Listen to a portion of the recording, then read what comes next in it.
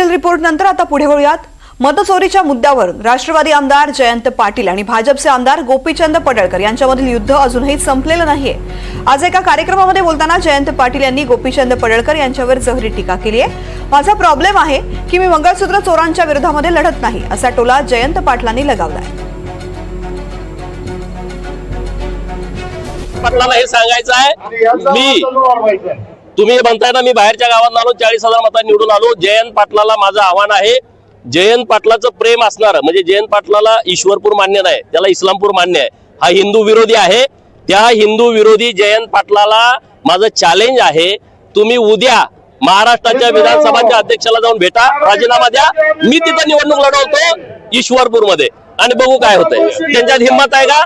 त्यांनी तिथं राजीनामा द्यावा. हिंमत असेल तर तुमचाच मतदारसंघ आहे ना, मी म्हणतोय. आणि भारतीय जनता पार्टीने मला तिथं लढण्याची परवानगी द्यावी, तिकीट द्यावं. मी जयंत पाटलाच्या विरोधात तिथं जाऊन प्रश्न राहिला माझ्या मतदारसंघाचा. माझा प्रॉब्लेम काय आहे? मी मंगळसूत्र चोरांच्या विरोधी लढत.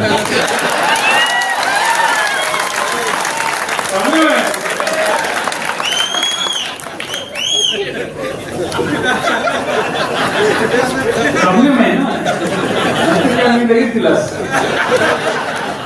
तर मुद्दा काय आहे? मुद्दा आहे वोट चोरी झाली, जिथे झाली तिथं राजीनामा द्या आणि परत एकदा निवडणूक.